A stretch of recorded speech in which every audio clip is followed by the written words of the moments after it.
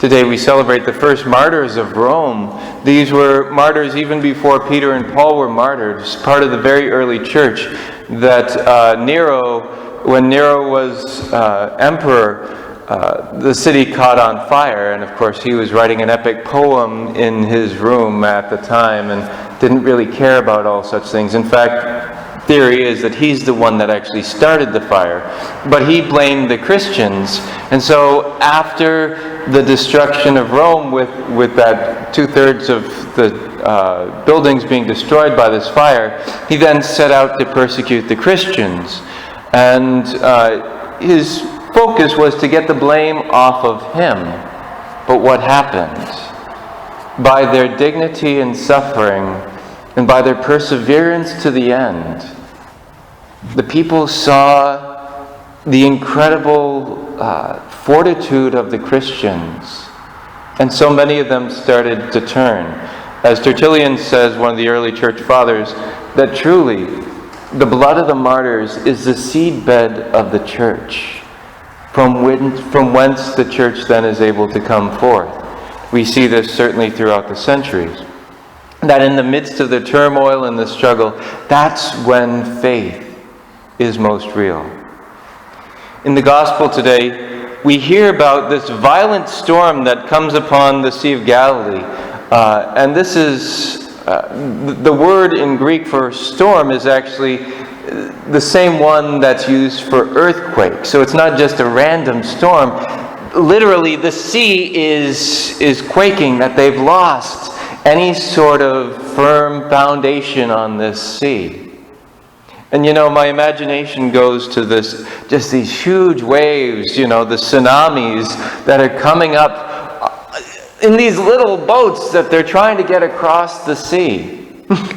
And Jesus is asleep in the boat. And two things strike me in the midst of our own turmoil and chaos when we lose our footing, when we are dealing with our world being shaken and stirred. So often we don't really trust that God has control even over those things, whether they're political or whether they're physical or whether they're spiritual, or even that God has control and He has authority over our own brokenness that we just can't seem to conquer.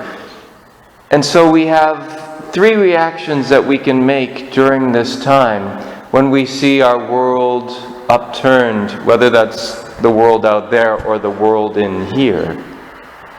One is we can allow fear to paralyze us and be led by our fear, which will lead us to nothing. But the other two options are to turn to the Lord. The first is, like the disciples, run to Him and said, "Wake up! Lord, where are you? Save us, Lord. Set us free." But the third option, and this is something that really came to me in prayer this morning. I think this is more where I want to be. Although the second option is good. We don't want to be led by fear, but certainly go to the Lord if we're in trouble. But the third option, I think, is this. When we see Jesus sleeping in the midst of our turmoil, we can recognize that in Him is peace, that we can go and lay down and rest on His heart and fall asleep with Him. Instead of letting the terror override us, we can recognize He's got this. We can just rest on His heart and fall asleep with the Lord. I invite you today to invite the Lord into the quaking of your life. And whether you cry out, "Lord, save us, for we are perishing," or whether you just rest on His heart, completely surrendering to Him, allow the Lord to bring you to that place of peace and calm, for He has authority over all the storms of our lives.